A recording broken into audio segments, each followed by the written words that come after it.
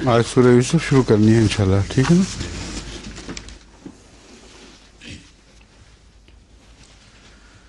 अऊज़ु बिल्लाहि मिनश शैतानिर रजीम, बिस्मिल्लाहिर रहमानिर रहीम। अलिफ लाम रा, तिल्का आयातुल किताबिल मुबीन। इन्ना अंज़लनाहु कुरानन अरबिय्यन लअल्लकुम ताक़िलून। नहनु नक़ुस्सु अलैका अहसनल क़सस बिमा वहैना इलैका हाज़ल कुरान व इन कुन्त मिन क़ब्लिही लमिनल गाफ़िलीन। इज़ क़ाल यूसुफ़ु लिअबीहि या अबति इन्नी रअयतु अहदा अशर कौकबन वश्शम्स वल्क़मर रअयतुहुम ली साजिदीन। क़ाल या बुनय्य ला तक़्सुस रुयाका अला इख़्वतिका फ़यकीदू लका कैदा इन्नश-शैतान लिल-इंसानि अदुव्वुम मुबीन। वकज़ालिक यज्तबीका रब्बुका वयुअल्लिमुका मिन तावीलिल अहादीथ वयुतिम्मु निअमतहु अलैका वअला आलि याक़ूब कमा अतम्महा अला अबवैका मिन क़ब्लु इब्राहीम व इसहाक़ इन्न रब्बका अलीमुन हकीम।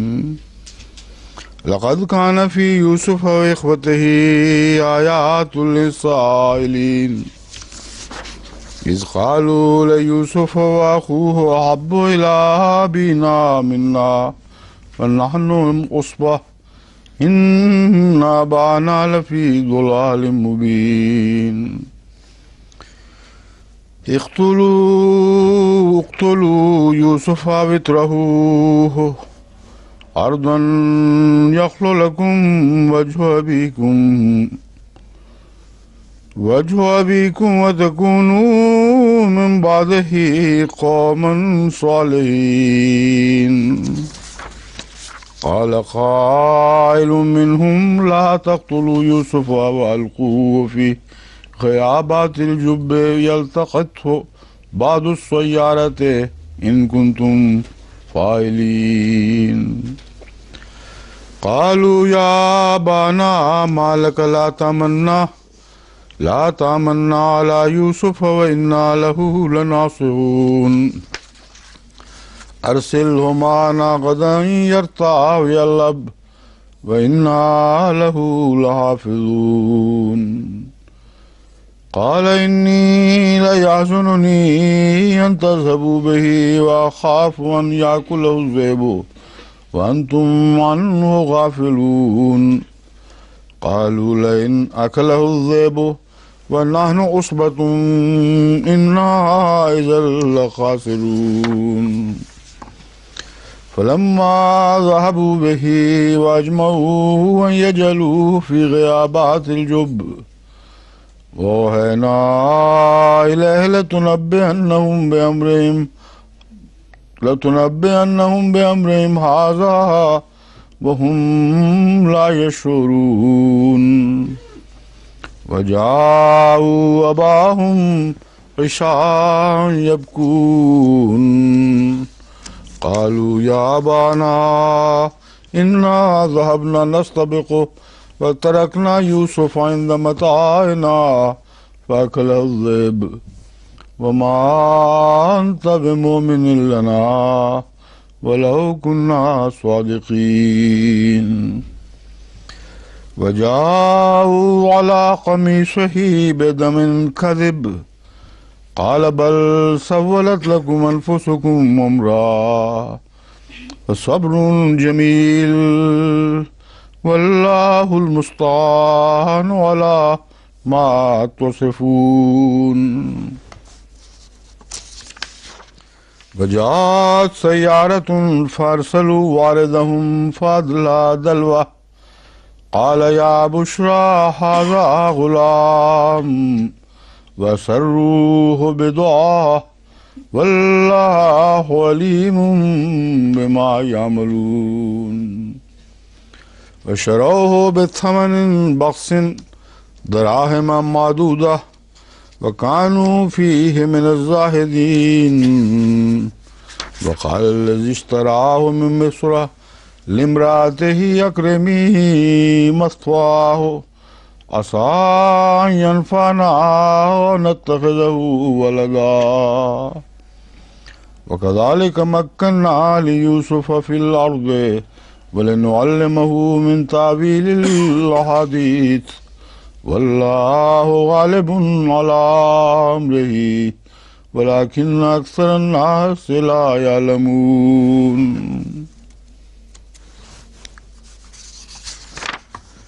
ولما بلغ أشده آتيناه حكما وعلما وكذلك نجزي المحسنين وراودته التي هو في بيتها عن نفسه وغلقت الأبواب وقالت هيت لك قال معاذ الله إنه ربي أحسن مثواي إنه لا يفلح الظالمون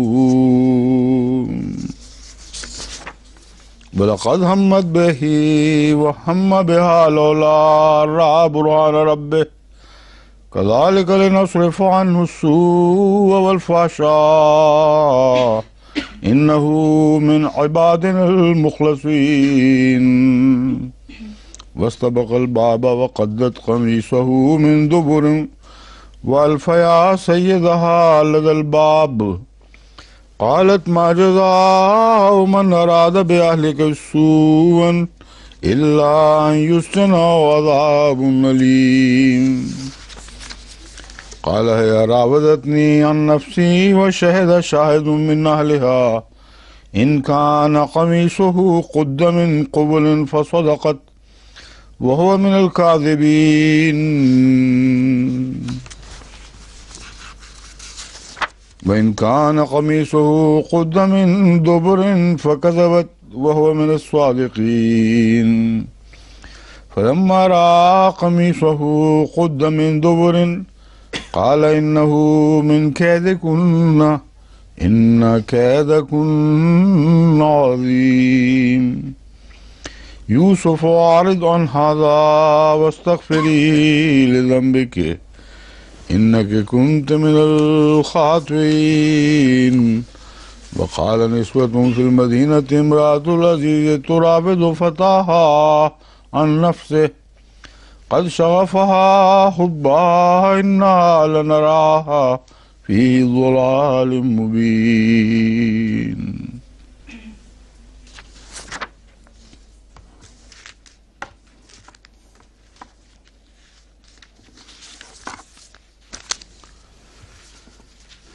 اللہ کے نام کے ساتھ جو بے انتہا رحم فرمانے والا اور بار بار رحم کرنے والا ہے،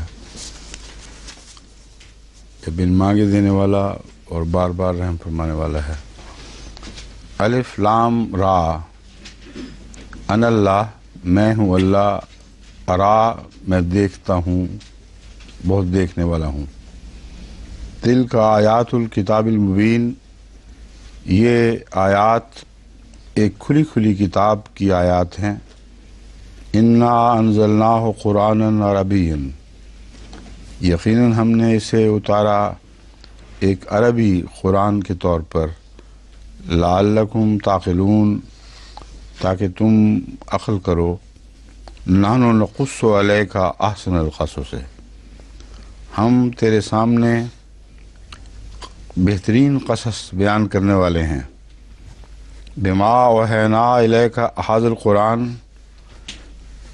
اس قرآن کے ساتھ جو ہم نے تجھ پر اتارا ہے، یعنی اس کلام کے ذریعہ۔ وَإِن كُنتَ مِن قَبْلِهِ لَمِنَ الْغَافِلِينَ، اور یقیناً تو اس سے پہلے غافلوں میں سے تھا۔ یہاں نقص علیک احسن القصص، قصص کا ترجمہ میں نے قصص ہی رہنے دیا کیونکہ اس کے متعلق وضاحت کرنے والی ہے۔ عام طور پر قصص کہتے ہیں اس کوشش کو جس کے ذریعے تاریخ کا کھوج نکالا جائے، اور قصص بیان کو بھی کہتے ہیں، اور نقصوں کا مطلب ہے بیان کرنا۔ تو عام طور پر مترجمین اس الجھن میں پڑھتے ہیں کہ بیان کے ساتھ پھر بیان کا لفظ دہرانا پڑتا ہے۔ نانو نقص علیک احسن القصص ہے کہ ہم تیرے سامنے بیان کرتے ہیں یا بیان کرنے لگے ہیں بہترین بیان۔ یہ نہ اردو میں درست ہے نہ عربی میں درست ہے۔ اس لیے قصص کے متعلق جو میں نے تحقیق کی تو پتہ چلا کہ بہت چوٹی کے اہل زبان عرب مفسرین اور اہل علم نے قصص کا ترجمہ ایسا حقیقی واقعہ کیا ہے جو تاریخی کھوج کے ذریعے حاصل کیا جائے۔ تو کھوج لگانے کو بھی قصص کہتے ہیں اور کھوج کے ماحصل کو بھی قصص کہتے ہیں۔ اس لیے اس کا اصل ترجمہ مناسب یہی ہے کہ ہم تیرے سامنے بیان کرنے والے ہیں، ابھی بیان کریں گے احسن القصص سے، ایسے تاریخی واقعات جو بہترین نوعیت کے ہیں اور حقیقت پر مبنی ہیں۔ بما اوحینا الیک ھذا القرآن، اس ذریعے سے جو ہم نے تجھ پر قرآن وحی فرمایا ہے، اس کے سوا اور کوئی ذریعہ نہیں۔ یہ اس لیے ویسے تو قرآن کی وحی میں ہی شامل ہے، یہ کیوں کہا جا رہا ہے؟ اس سے اگلا آیت کا حصہ اس پر روشنی ڈال رہا ہے۔ وَإِن كُنْتَ مِن قَبْلِهِ لَمِنَ الْغَافِلِينَ، حالانکہ اس سے پہلے تو اس بارے میں بالکل غافل اور بے خبر تھا۔ یہ بات قرآن کریم میں آ نہیں سکتی تھی اگر کوئی زندہ شخص میں ایسا موجود ہوتا، یہود میں سے یا غیر یہود میں سے، جو جانتا کہ میں نے حضرت صلی اللہ علیہ وسلم کو اس بات کی خبر دی ہے۔ اس لیے بما اوحینا الیک القرآن کہہ کر متوجہ کر دیا سب کو کہ یہ بھی حضرت صلی اللہ علیہ وسلم کی صداقت میں سے ایک عظیم نشان ہے کہ کوئی دنیا میں ایسا انسان نہیں جو یہ کہہ سکے کہ میں نے اس واقعہ کی محمد رسول اللہ کو خبر دی تھی، اور خالصتاً اس کا ذریعہ اطلاع وحی الہی ہے۔ اس لیے یہاں اس بات کو نمایاں کیا بما اوحینا الیک ھذا القرآن وَإِن كُنْتَ مِن قَبْلِهِ مِنَ الْغَافِلِينَ۔ اور یہ جو واقعات ہیں یہ ایسے حیرت انگیز، ایسے مربوط ہیں کہ محض یہی صورت خدا کی ہستی کی دلیل اور حضرت صلی اللہ علیہ وسلم کی صداقت کی دلیل کے طور پر پیش کی جا سکتی ہے۔ وَإِذْ قَالَ یوسف لِأَبِیہِ، جب یوسف نے اپنے باپ سے یہ کہا، یا ابت، اے میرے باپ، انی رأیت احد عشر کوکبا، میں نے دیکھے ہیں 11 ستارے، والشمس والقمر، اور سورج اور چاند، رأیتہم لی ساجدین، میں نے انہیں دیکھا کہ وہ میرے لیے سجدہ ریز ہیں۔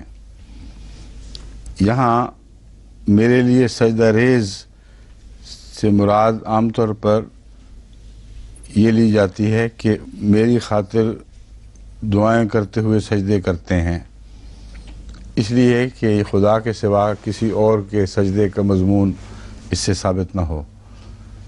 حالانکہ سجدے کے مفاہیم مختلف ہیں۔ ایک فرشتوں کو آدم کو سجدہ کرنے کا حکم تھا، ایک سجدے کا مفہوم اطاعت ہے، بس ایسا غلبہ عطا کیا جائے کسی کو کہ دینی لحاظ سے نہیں تو دنیاوی لحاظ سے ہی اطاعت کرنے پر مجبور ہوں، یعنی بالا غلبہ جس کے پیچھے لگنا ایک مجبوری ہو جاتی ہے، وہ بھی سجدہ ہے۔ بس تمام بنی نوع انسان اپنے اپنے حاکموں کو ان معنوں میں سجدہ کرتے ہیں، خواہ ظاہری طور پر جھک کے ان کے سامنے سجدہ ریز ہوں یا نہ ہوں، ان کی اطاعت کرنی پڑتی ہے۔ بس سجدے کا مضمون قرآن کریم سے سجدہ عبادت کے طور پر بھی ثابت ہے اور سجدہ اطاعت کے طور پر بھی، اور آدم میں کے تعلق میں یہی سجدہ اطاعت تھا۔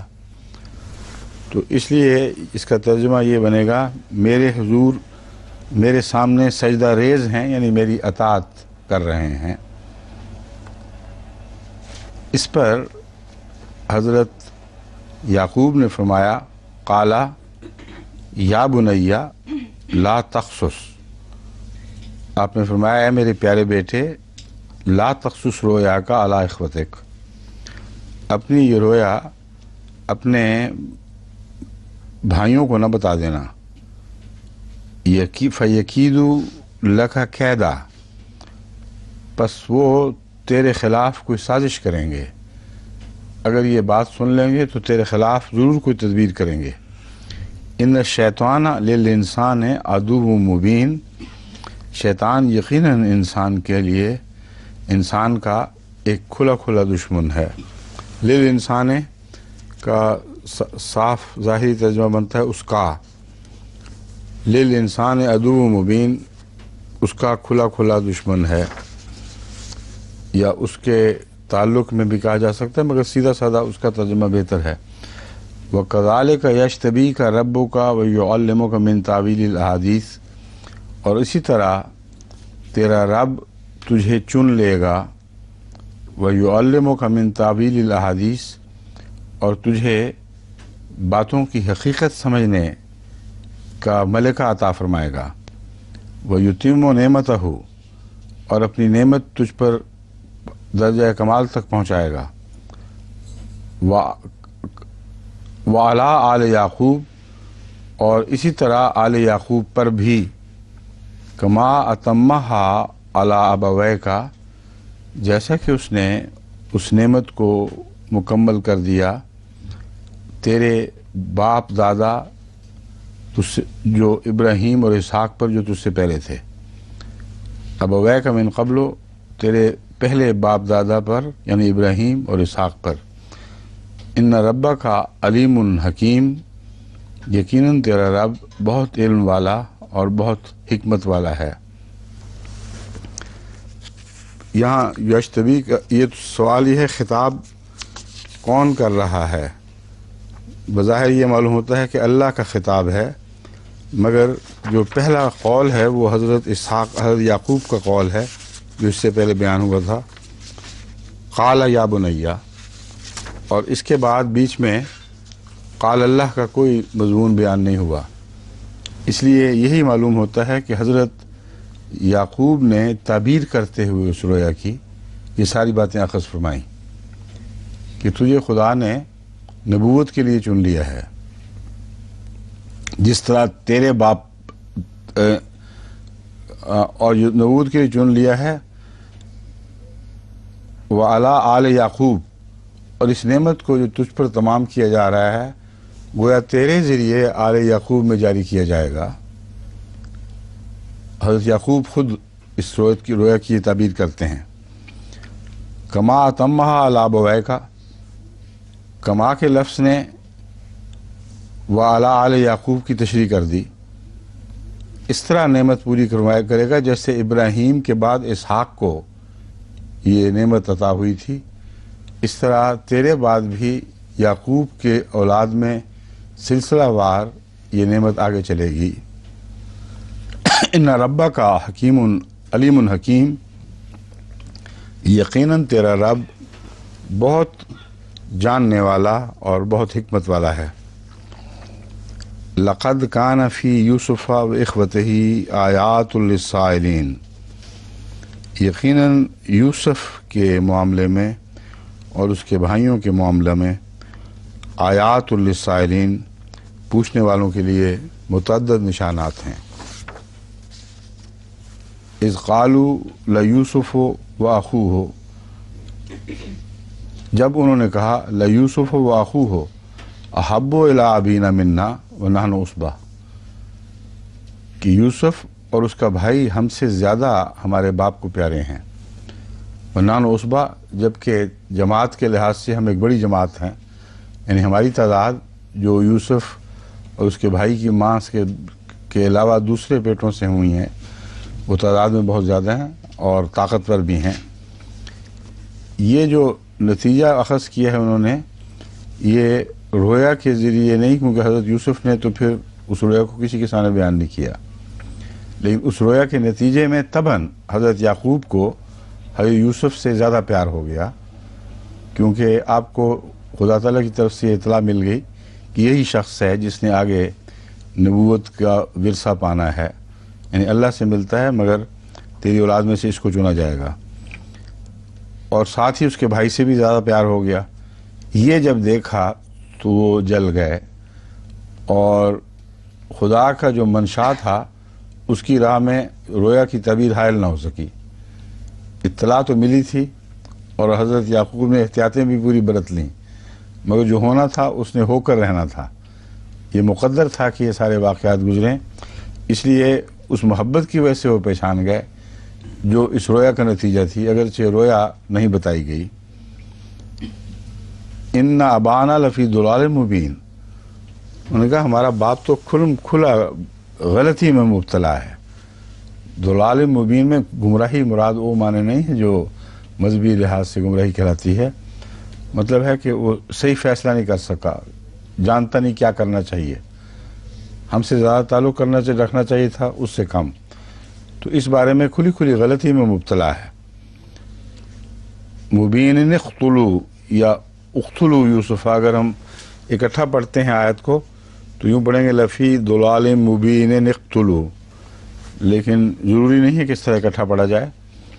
اقتلوا یوسف، یوسف کو قتل کر دو، او اطرحوہ ارضاً، یا کسی زمین پہ پھینک آؤ، کسی جگہ پھینک آؤ، یخلو لکم وجہ ابیکم، اس طرح تمہارے باپ کا چہرہ، تمہاری توجہ، وجہ سے مراد یہاں توجہ ہے، تمہارے لیے خالی ہو جائے گی، اور کوئی ہوگا ہی نہیں کہ جس کی طرف وہ توجہ کرے۔ وَتَكُونُوا مِن بَعْدِهِ قَوْمًا صَالِحِينَ، اور اس کے بعد تم بہت نیک آدمی لوگ بن جانا۔ یہ عموماً جرم کرنے والوں کو ان کے نفس کا یہی بہانہ ملتا ہے کہ اس دفعہ کر لیتے ہیں کوئی بات نہیں، آئندہ پھر نیک ہو جائیں گے۔ تو انہوں نے مشورے میں بھی یہ بات کی کہ اس دفعہ اس کو قتل کرو، ختم کرو، اور بعد میں باپ کی توجہ بھی مل جائے گی اور ہم نیک لوگ بعد میں بن جائیں گے۔ قال قائل منہم لا تقتلوا یوسف، ان میں سے ایک کہنے والے نے کہا یوسف کو قتل نہ کرو۔ اس کے بعد جو واقعہ آتا ہے اس میں بھی کبیر نے یہ کہا تھا، تو معلوم ہوتا ہے وہی بڑا ہے جس کو عقل زیادہ تھی یا خدا کا خوف زیادہ تھا۔ اس نے کہا لا تقتلوا یوسف، اور چونکہ اس کی بات بھی مانی گئی ہے اس سے معلوم ہوتا ہے کہ ان میں سے بڑا وہی ہوگا۔ قتل نہ کرو، وَأَلْقُوهُ فِي غِيَابَاتِ الْجُبِّ، اسے کیا بے کے بعد الف نہیں، القوہ فی غیابات الجب نہیں ہے، غیابات بے کے بعد الف پڑھا گیا، I'm sorry، ہاں غیابات نہیں بلکہ غیابت، سمجھ گئے، ٹھیک ہے۔ اسے کنویں کی غیابت میں پھینک دو، یہ لفظ جمع نہیں ہے، غیابات آئے گی، غیابات آئے گی۔ میں اس لیے کہہ رہا ہوں کہ میرے ذہن میں یہ جمع تھا، اسی لیے میں اس ذہنی طور پر اس کا ترجمہ، اس کو پڑھتے وقت بھی غیابات پڑھ گیا ہوں۔ یہ چیک کریں کیونکہ ہمارا ترجمہ بھی اسی لیے غلط ہو گیا، پھر اگر یہ بات ہے تو ترجمہ بھی غلط ہو گیا ہے۔ اوجھل تہوں میں پھینک دو ہم نے ترجمہ کیا ہے، تو اگر غیابت صرف یعنی غائب کے معنی رکھتا ہے صرف اور غیابات نہیں ہے تو پھر اوجھل تہوں کی ضرورت نہیں، پھر اوجھل تہ میں پھینک دو، ٹھیک ہے نا؟ ہاں یہ اچھا وہ انہوں نے نوٹ کر لیا، ورنہ یہ جو غلطی تھی وہاں بھی جو علماء کو بھیجا گیا تھا ترجمہ تبصرے کے لیے، اس میں بھی انہوں نے یہ بات نہیں دیکھی۔ شاید ان کے ذہن میں یہ ہو کہ غیابت وہ مصدری معنی رکھتا ہے اور اس سے اندھیرا یا اندھیرے جنس کے طور پر بیان ہوئے ہیں، شاید یہ انہوں نے حسن ظن کر کے اس کے ترجمے کو اسی طرح رہنے دیا ہو۔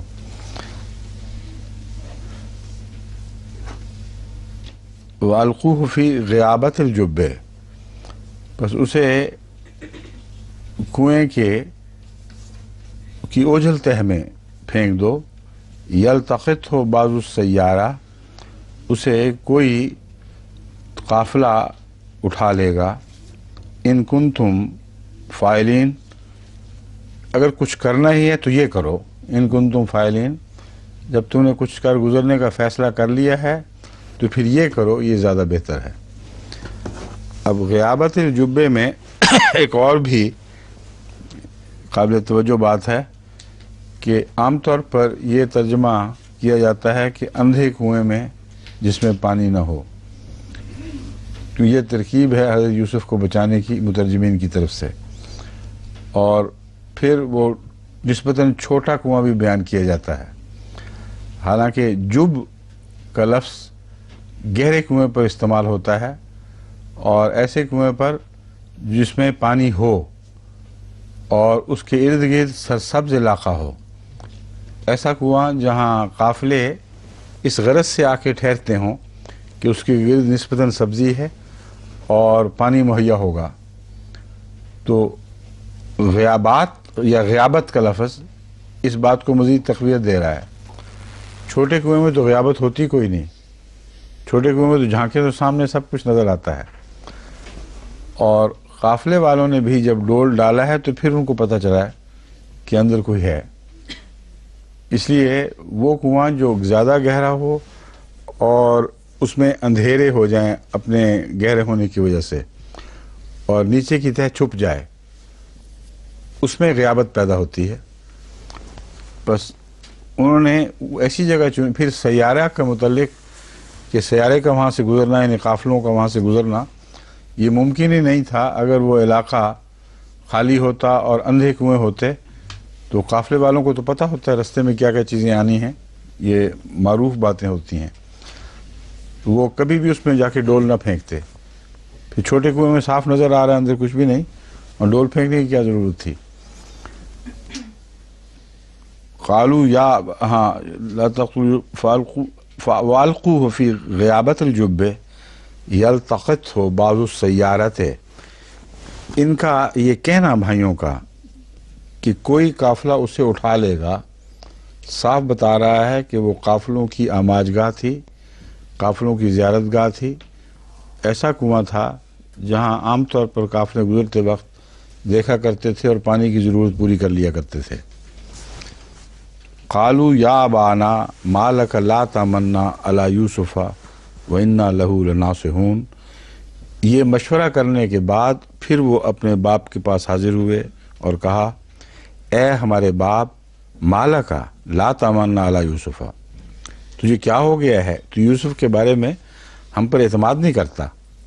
وَإِنَّا لَهُ لَنَاصِحُونَ، اور ہم تو اسے نصیحت کرتے ہیں کہ معنی یہاں نہیں ہوں گے، خیر خواہی کے معنی ہیں۔ نصح کا مطلب خیر خواہی بھی ہے، تو مراد ہے اِنَّا لَهُ لَنَاصِحُونَ، ہم تو اس کے بڑے خیر خواہ ہیں، ہم تو ہمیشہ اس کا بھلائی چاہتے ہیں۔ ارسلہ معنا غداً، اسے کل ہمارے ساتھ بھیج دے۔ یرتا و یلب، یرتا کا مطلب ہے چرتا پھرے، مطلب چگے دانا دن کا، کھائے پیے، ذرا بچے جس طرح کھیلتے ہیں، وہ یلب اور کھیلے، تو ہم تو شکار کریں گے اور وہ کھاتا پھرے گا چھوٹی موٹی چٹ پٹ چیزیں، اور مزے کرے گا اور کھیلے گا۔ وَإِنَّا لَهُ لَحَافِظُونَ، اور ہم اس کی حفاظت کر رہے ہوں گے۔ اب یہ اسکیم بھی ایسی خوفناک عجیب سی بنائی ہے کہ حضرت یعقوب کو تو فوراً سمجھ آ گئی ہوئی کہ گڑبڑ ہے، اچانک ایسا کون سا عشق کودہ ہے ساتھ بھیجیں اور یہ ہوگا، وہ کھیلے گا اور ہم سارے اس کی حفاظت کر رہے ہوں گے۔ قال انی لیحزننی ان تذهبوا بہ، مجھے یہ بات دکھ پہنچاتی ہے، ان تذهبوا بہ، کہ تم اسے ساتھ لے جاؤ، واخاف ان یاکلہ الذئب، اور مجھے یہ ڈر ہے کہ کہیں اسے بھیڑیا نہ کھا جائے، وانتم عنہ غافلون، جبکہ تم اس سے غافل ہو۔ اب حضرت یعقوب نے سمجھے تو تھے کہ کچھ بات ہے، لیکن اتنی بدظنی نہیں کی اپنے بچوں پر کہ وہ اسے قتل کر دیں یا اسے پھینکیں کہیں، اس لیے وہ جو دل میں گھبراہٹ تھی اس کی تعبیر یہ کر دی کہ خطرہ تو اس کو ہے، لیکن ہو سکتا ہے بھیڑیے سے خطرہ ہو، کیونکہ نبی کے دل میں جو فکر پیدا ہوتی ہے اس کی کوئی وجہ ہوتی ہے، اللہ تعالیٰ کی طرف سے ڈالی جاتی ہے۔ بات سمجھ نہیں آئی کہ کیسے واقعہ ہوگا، لیکن بھیڑیے کی طرف توجہ گئی، اور اس توجہ نے ان کو بہانہ ہاتھ میں دے دیا اور اس بہانے کے ساتھ وہ مطمئن ہو گئے کہ یہ کہانی کام آ جائے گی، اور وہی کہانی آ کے بیان کر دی، اور اس کہانی کے ذریعے ہی ان کا راز فاش ہوا ہے اصل میں۔ تو آگے جا کے دیکھیں کتنا عجیب قصہ ہے، حیرت انگیز لطیف مضمون، اور ایک بے خبر آدمی جس کو کچھ پتہ نہ ہو تاریخ کا، وہ ایسا عجیب قصہ بنا ہی نہیں سکتا۔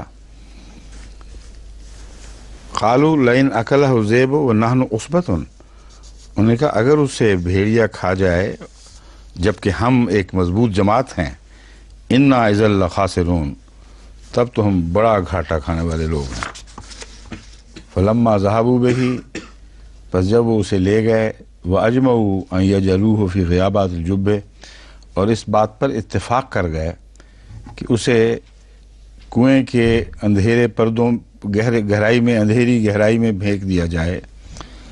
وَأَوْحَيْنَا إِلَيْهِ، ہم نے اس وقت اس پر وحی کی، لَتُنَبِّئَنَّهُمْ بِأَمْرِهِمْ، تو ضرور ان کو ان کے اس حال پر مطلع کرے گا، حاضہ اس حال پر، وَهُمْ لَا يَشْعُرُونَ، جبکہ ان کو معلوم پتہ بھی نہیں ہوگا کہ کون ایسی بات کر رہا ہے۔ یہ جو آیت ہے اتنے چھوٹے سے مضمون میں بہت وسیع مضمون بیان ہوا ہے۔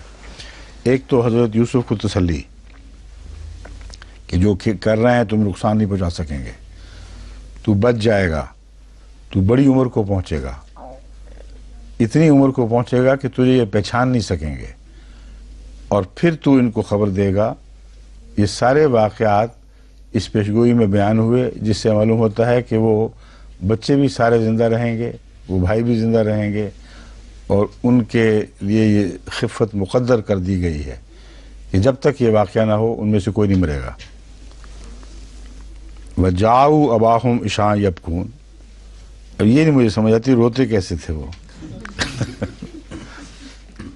ہمارے ہاں تو رواج ہے، عورتوں بیچاری جو جاتی ہیں نا کبھی تعزیت وغیرہ کے لیے، تو رومال سے تھوڑا سا پھول لگا کے تو پھر یوں کرتی ہیں، میں نے دیکھے ہوئے ہیں ایسے واقعات۔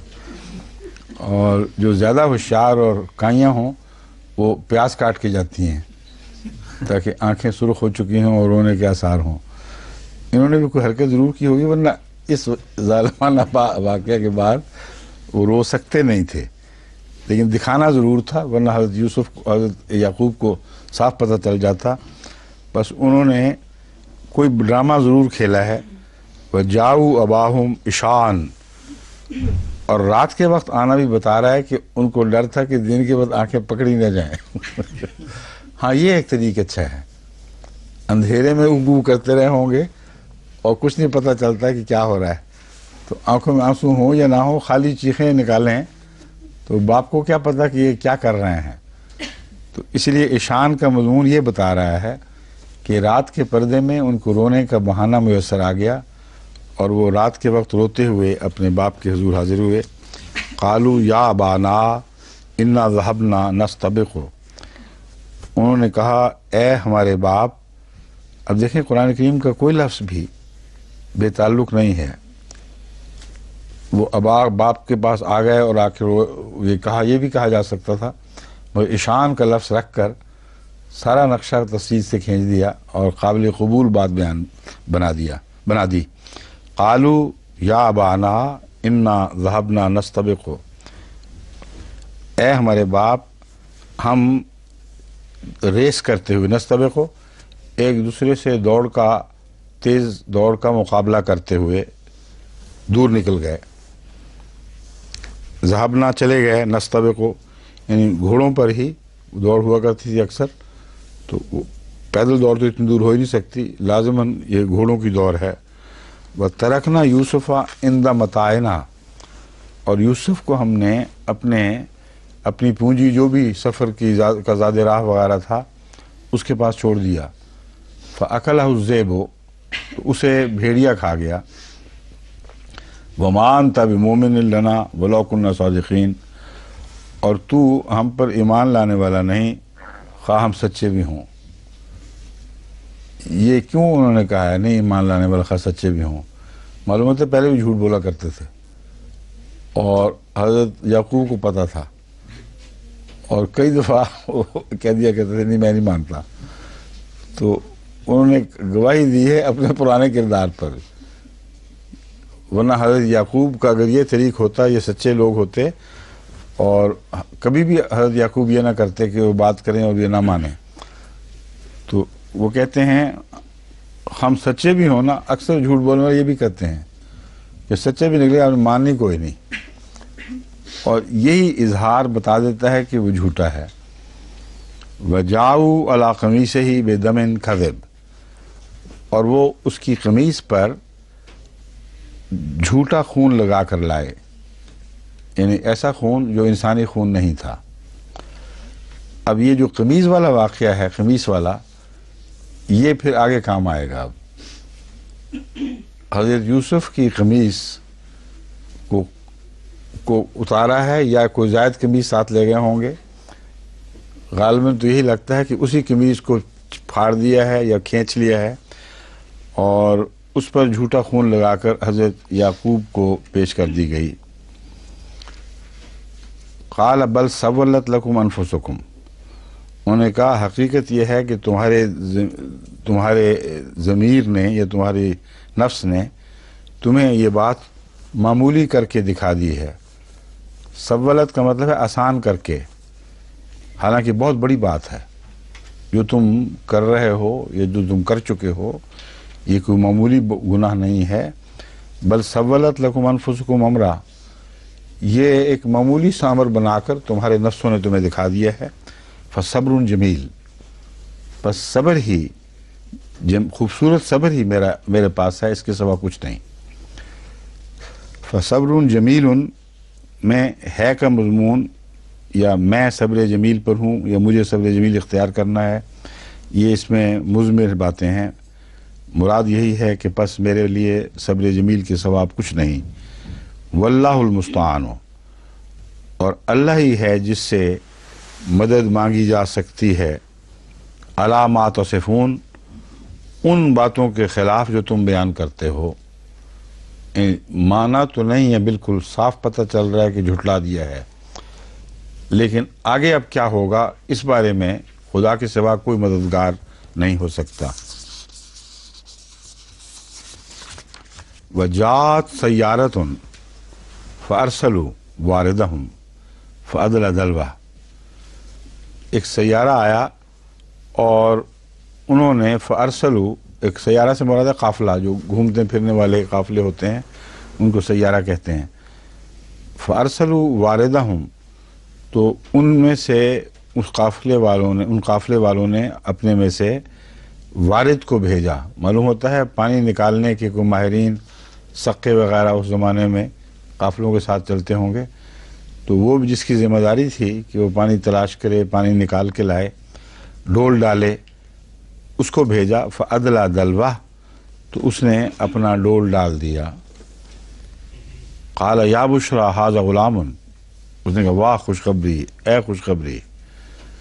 هَذَا غُلَامٌ، یہ تو ایک لڑکا ہے.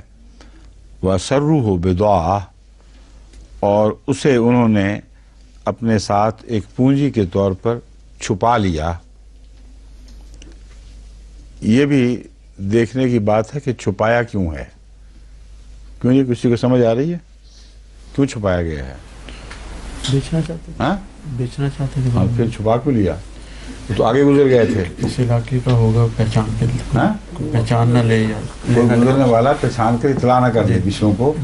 ان کو یہ پتہ تھا کہ یہ غلام اس طرح کا نہیں ہے، کوئی وہ بیچنے والی چیز نہیں ہے، اس کردار سے، شکل سے ایک اعلیٰ نسب لگتا ہوگا. تو انہوں نے اس کو چھپا لیا کہ کوئی دیکھنے والا پہچان کر اس کے رشتہ داروں کو اطلاع نہ کر دے. واللہ علیم بما یعملون، اور اللہ جانتا تھا جو وہ کرتے ہیں، جو وہ کر رہے تھے ان کی خبر اللہ کو تھی. وَشَرَوْهُ بِثَمَنٍ بَخْسٍ دَرَاهِمَ، انہوں نے اسے بہت معمولی قیمت دراہم پر بیچ ڈالا، محدودہ چند گنتی کے تھے. وَكَانُوا فِيهِ مِنَ الزَّاهِدِينَ، اس کے متعلق وہ کوئی لالچ نہیں رکھتے تھے، کسی قسم کی انہوں نے غلط دلچسپی اس میں نہیں لی. پاک باز رہے ہیں، اس کی حفاظت کی ہے۔ اور چونکہ کر بیٹھے تھے ایک جرم، اس لیے معلوم ہوتا ہے کہ رفتہ رفتہ ان کے ضمیر پر یہ بوجھ بڑھتا گیا، اور انہوں نے کہا اس کو اتارو گلے سے جس طرح بھی ہے۔ قیمت میں دلچسپی نہیں، اس کو کسی کے سپرد کرنے میں دلچسپی تھی۔ وقال الذی اشتراه من مصر، تو اس شخص نے کہا جس نے مصر میں اسے خریدا تھا، لامرأتہ، اپنی بیوی سے، اکرمی مثواہ، اس کا رہن سہن معزز بناؤ، اس کے لیے اچھی جگہ بناؤ، عزت کے ساتھ اس کی جگہ بناؤ، محض غلام کے طور پر اس کو نہ سمجھو۔ عسیٰ ان ینفعنا اور نتخذہ ولدا، قریب ہے، عین ممکن ہے کہ یہ ہمیں کوئی فائدہ پہنچائے، یا نتخذہ ولدا، یا ہم اسے اپنا بیٹا ہی بنا لیں۔ تو ان کے اولاد نہیں تھی، یہ صاف ظاہر ہے، اور وہ یہ چاہتے تھے اور دیکھنے سے معزز لگتے تھے، اس لیے یہ اس نے اپنی بیوی سے کہا کہ اس کو عزت کی جگہ دو اور اچھی جگہ بناؤ۔ یہ مثوا کا لفظ بعد میں حضرت یوسف علیہ السلام دہرائیں گے، یہ بتانے کے لیے کہ خدا نے تو مجھے شروع سے ہی اچھا گھر عطا کیا۔ وَكَذَلِكَ مَكَّنَّا لِيُوسُفَ، اس طرح ہم نے یوسف کے لیے رہنے کے سامان پیدا کیے، فی الارض، زمین میں، اسے آباد کرنے کے، متمکن کرنا لفظی ترجمہ ہوگا۔ کذالک مکنا لیوسف فی الارض، ہم نے زمین میں اسے عمدہ جگہ مہیا کرنے، عمدہ مکان مہیا کرنے کے سامان پیدا کیے۔ وَلِنُعَلِّمَهُ مِن تَأْوِيلِ الْأَحَادِيثِ، اور تاکہ ہم اسے معاملات کی حقیقت تک پہنچنے کا علم دیں۔ اس دور میں آپ کی ایسی تربیت ہوئی ہے کہ معاملہ فہمی آپ کو غیر معمولی طور پر عطا ہوئی ہے، اور یہی معاملہ فہمی ہے جو خوابوں کی تعبیر پر منتج ہوتی ہے۔ جو لوگ عام روزمرہ کے معاملات کی حقیقت کو سمجھ لیں، ان کو جانچنے کی اہلیت رکھتے ہوں، وہی ہیں جو تعبیر کی بھی زیادہ اہلیت رکھتے ہیں، ورنہ جو روزمرہ کی باتیں نہیں سمجھ سکتے ان پر تعبیر بھی اندھی رہتی ہے۔ تو رویا کی تعبیر مراد نہیں ہے، مگر مقصد آگے جا کے پتہ چلتا ہے یہ تھا کہ رویا کو سمجھنے کے لیے بھی ایک تربیتی دور میں سے گزارا گیا ہے۔ واللہ غالب علی امرہ ولکن اکثر الناس لا یعلمون، اور اللہ اپنے فیصلے پر یا اپنے معاملے پر غالب ہے۔ امر کا لفظ بہت وسیع ہے، تقدیر کو بھی کہہ سکتے ہیں، قضائی فیصلے کے لیے بھی امر کا لفظ آتا ہے، بادشاہی فرمان کے لیے بھی امر، قوانین کے لیے بھی امر، معاملات کے لیے بھی امر۔ تو اللہ ہر بات پر جس کا وہ فیصلہ کرے، امر ہی سے مراد یہ ہے، غالب ہوتا ہے۔ ولیکن اکثر الناس لا یعلمون، لیکن اکثر لوگوں کو علم نہیں ہے کہ خدا کس قدر غلبہ رکھتا ہے ہر معاملے پر۔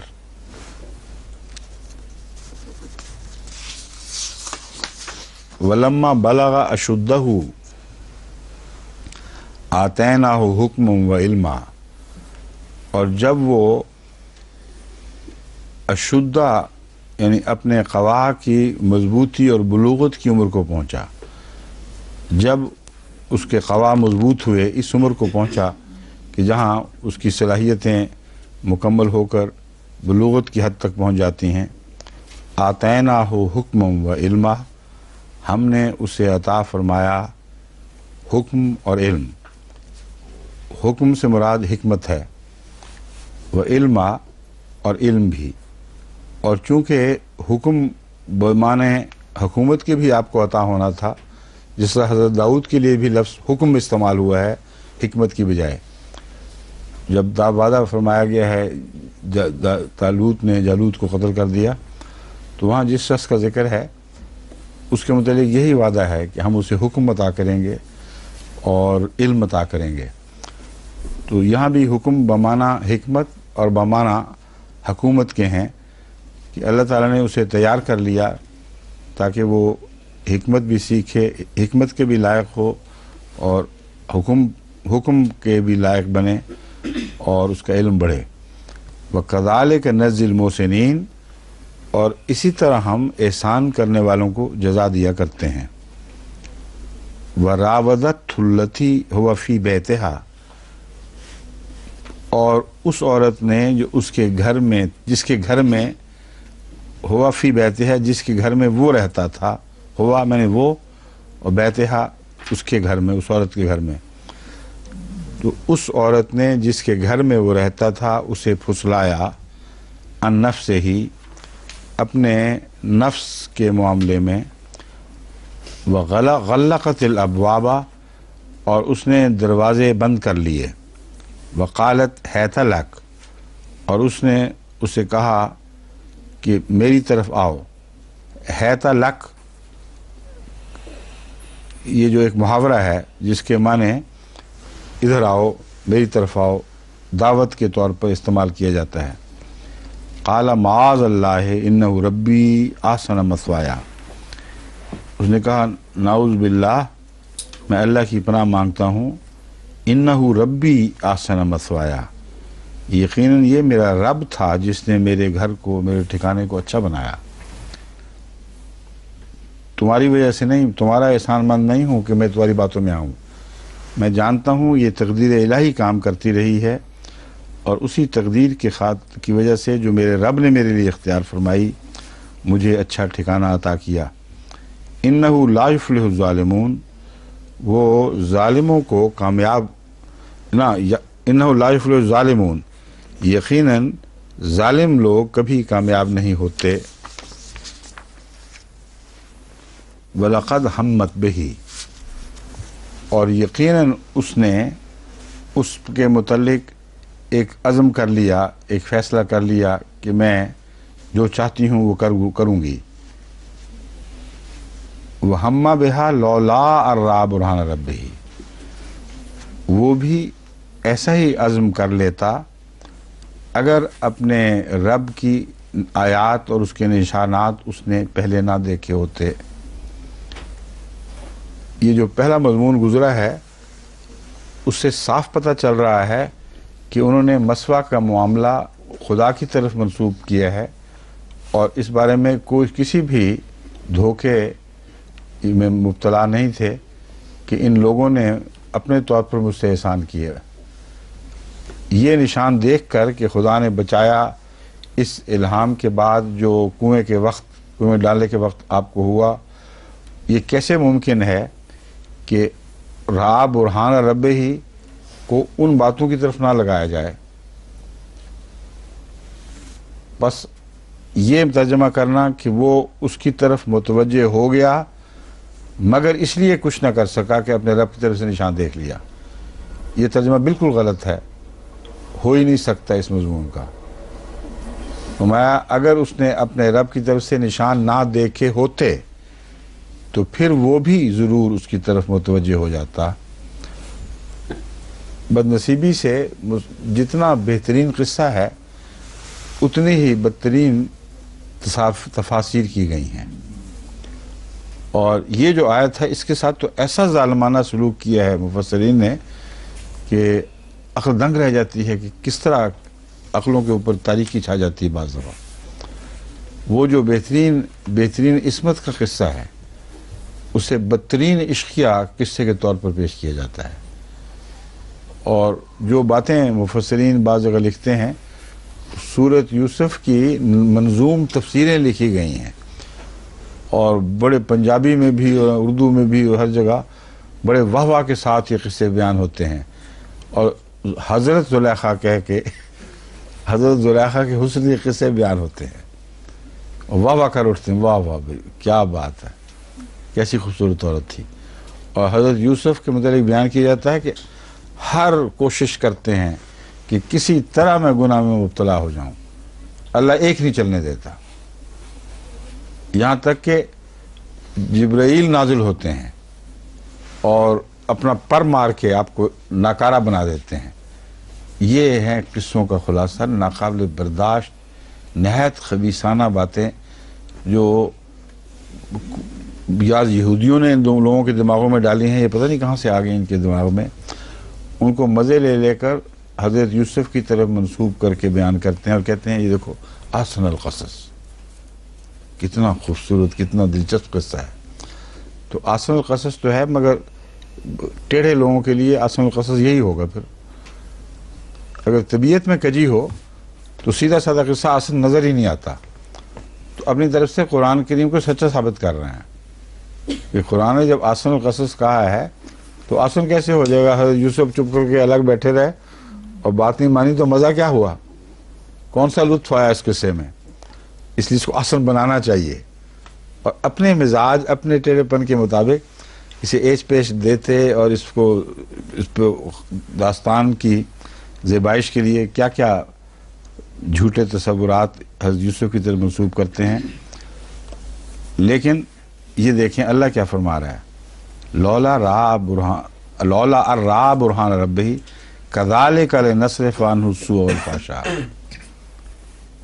اسی طرح یہ ہم نے کیا لنصرف عنہ السوء والفحشاء، تاکہ اس سے برائی اور فحشاء کے تمام احتمالات دور کر دیں۔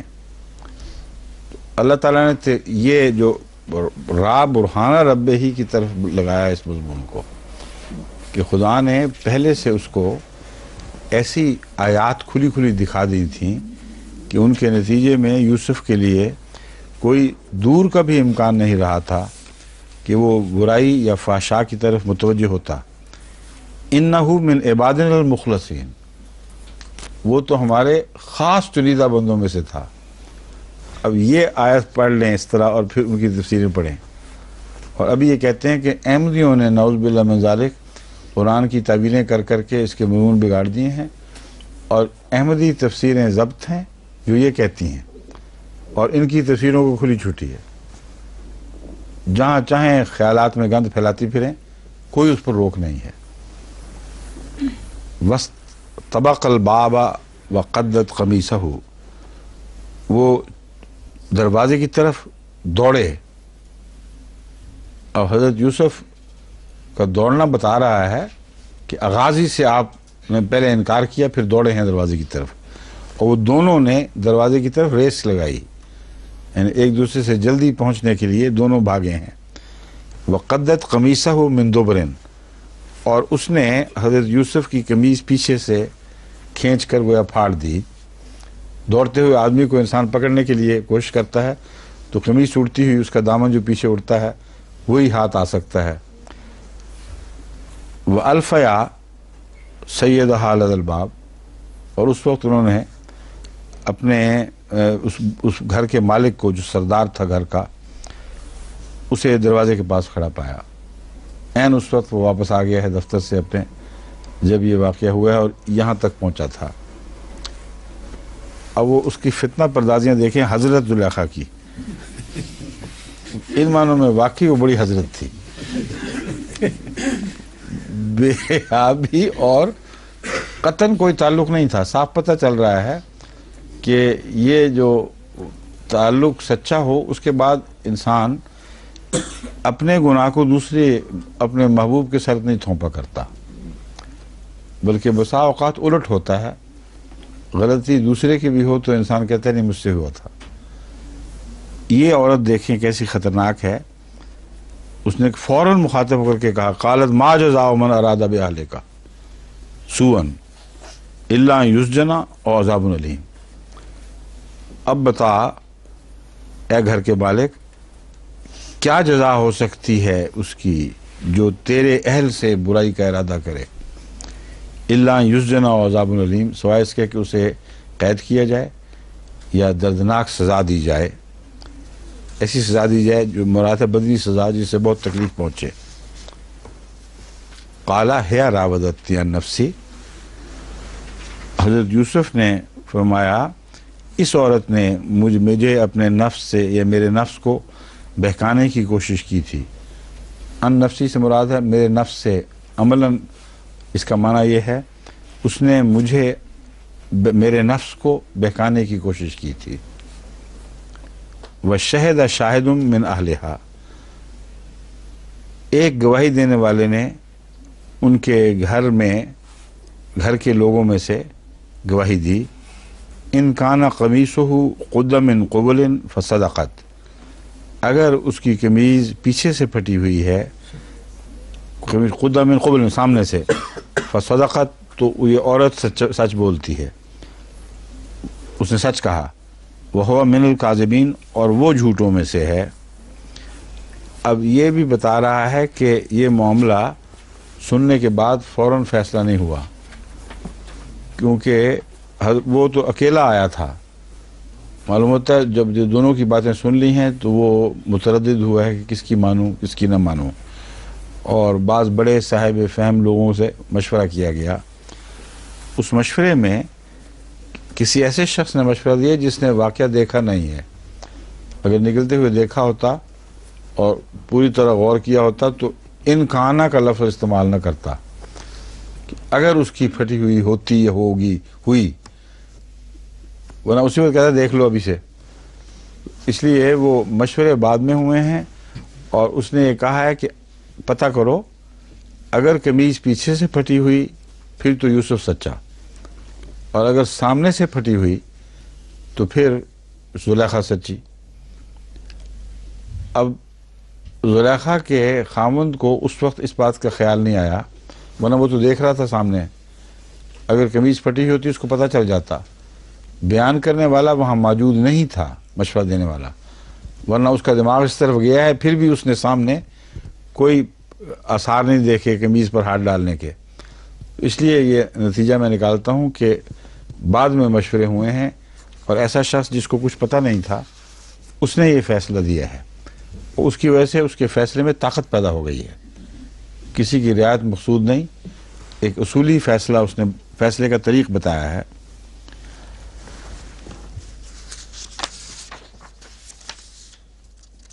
فلما رأى قمیصہ قد من دبر، پھر یہ سننے کے بعد جب اس نے اس کی قمیص دیکھی کہ وہ پیچھے سے پھٹی ہوئی ہے، قال انہ من کیدکن، انہوں نے کہا یہ تم لوگوں کی ترکیبیں ہیں۔ اب قیدکا نہیں فرمایا، قیدک نہیں کہا، ان کیدکنہ کہہ کے اپنی بیوی کے جرم پر پردہ ڈالنے کی کوشش کی ہے۔ حضرت یوسف کی دفعہ تو تیار تھے کہ سخت سزا دیں یا جیل میں ڈالیں، جب نظر آ گیا کہ بیوی کا قصور ہے تو عورتیں اس طرح کیا کرتی ہیں۔ انہیں کہتے کہ تم لوگ جو ہو نا، ساری عورتیں بڑی بےہودہ ہو، ان قیدکن عظیم، تمہاری تدبیریں اور چلاکیاں بہت خطرناک ہوا کرتی ہیں۔ یوسف و عارض عن ھذا، یا یوسف اس سے ذرا منہ پھیلے، یہ عورتیں اس طرح ہوتی ہیں۔ واستغفری لذنبک، اور اس کو کہا اپنے گناہ سے استغفار کر، انک کنت من الخاطئین، یقیناً تو خطا کاروں میں سے تھی یا ہو گئی۔ اس سے پتہ چلتا ہے کہ وہ مذہبی آدمی ضرور تھا، خدا کا قائل تھا، یہ اس دور کی بات ہے جبکہ ہسکوس کی وہاں حکومت تھی، اور یہ فرعون مصر کی طرح جھوٹے خداؤں کی عبادت نہیں کرتے تھے۔ بعض لوگوں کا یہ خیال ہے کہ یہ ہسکوس دراصل بنی اسرائیلی کی ایک شاخ تھی جو باہر چلی گئی تھی، واپس آ کر وہ پھر قابض ہوئی ہے۔ مگر جو بھی ہو، یہ خدا پرست لوگ تھے، بادشاہ کی رویا سے بھی پتہ چلتا ہے، اس کے بیان سے بھی، کہ اس نے اس کو پھر استغفار کی طرف توجہ دلائی ہے۔ وقال رشوت من، یہ تو اگلا نہیں شروع ہو گیا، وہی ہے یہاں تک اس آیت تک تلاوت ہوئی نہیں، یہ اگلا رکو نہیں، یہ اگلا رکو تو شروع، پھر بعد میں کریں گے، وقت بھی ہو گیا، جی ٹھیک ہے۔ ٹھیک نہیں، یہاں سے شروع کریں گے۔